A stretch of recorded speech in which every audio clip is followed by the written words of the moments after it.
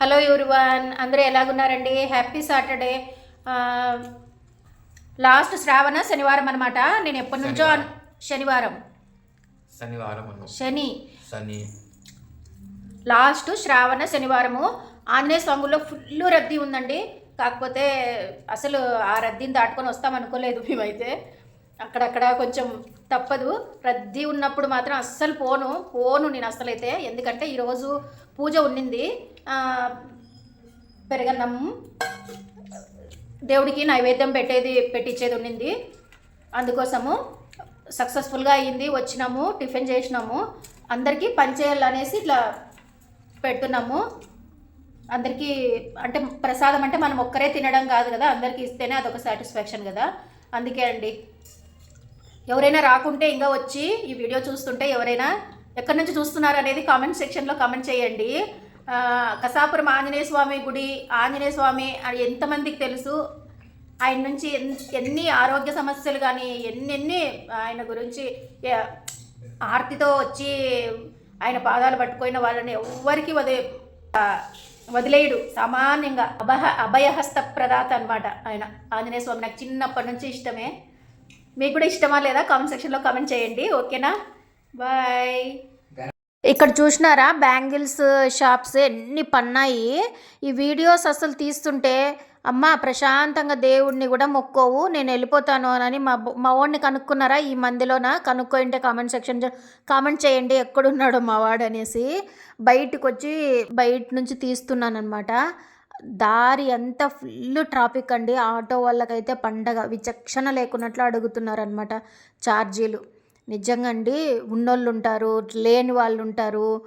ఎంత బుద్ధి పుడితే అంత అడుగుతారండి కొత్త జనాల్ని చూసి. మనము మోసపోతాంలేండి ఎక్కడికైనా పోతేగిన. అంటే ఏమంటారు, బాగా తెలిసిన వాళ్ళని అయితే వదిలిపెడతారండి. అసలు ఏమంటారు, బాగా తెలుసా ఇప్పుడే కదా మేము సంపాదించుకునేది అంటారు. మళ్ళీ అంత దారుణంగా అండి. అంటే డబల్ ఛార్జీ, మామూలుగా ఎప్పుడు ఎంత తీసుకునేదానికన్నా డబల్ ఛార్జ్ చేస్తారు. ఇది ఎంతవరకు కరెక్టు?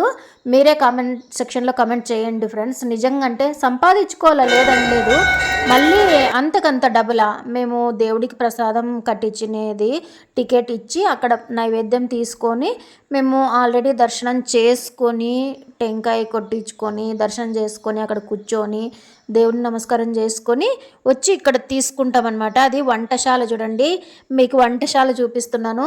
ఆ పాత గోడలు అట్లాగే ఉన్నాయా? అందుకే మా పునీతికి అప్పటిదంతా అప్పుడు ఎట్లా ఉండింది నా చిన్నప్పుడు గుడి అన్నీ చెప్తున్నాను అనమాట. ఒక పెద్ద ఇంత చెట్టు ఉండేదండి, అస్సలు ఉచ్చబోసుకుంటుంటాం తెలుసా. మాకు తడిసిపోతున్నాయి.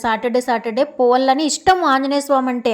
పిల్లలందరూ జత అయ్యి ట్యూషన్ వదలంగానే ఈవినింగ్ ట్యూషను గబగబా నన్నైతే అందరు గేలి పట్టిస్తుండ్రి. మేము జడలు వేసుకోవాలా, రెడీ కావాలా, నీదేం క్రాఫ్ ఇట్లంటే ఇట్లా దువ్వుకుంటావు టక్కన రెడీ అయ్యి వస్తావనని నా ఫ్రెండ్స్ అందరు నన్ను గేలి చేసేవాళ్ళు. అవన్నీ గుర్తు చేసుకొని మా పునీతికి చెప్తున్నాను. ఇక్కడంతా ఇంత ముందుకు ఉండలేదు ఆలయము.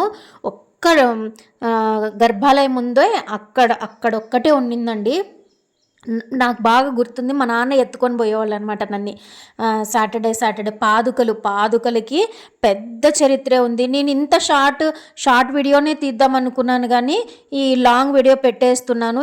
డీటెయిల్గా చేయాలనుకున్నాను నేనైతే ఆంజనేయ స్వామి గుడి గురించి. ఆ టైం ఎప్పుడు వస్తుందో ఏమో. మరి ప్రసాదం తీసుకొని వచ్చుకున్నామండి ఇంటికి. అంతా అందరికీ పనిచేసినాము. పెద్ద ఛానల్స్ వాళ్ళు ఒక్కొక్క దేవాలయం గురించి పూర్తి డీటెయిల్స్గా చేస్తారు చూడండి.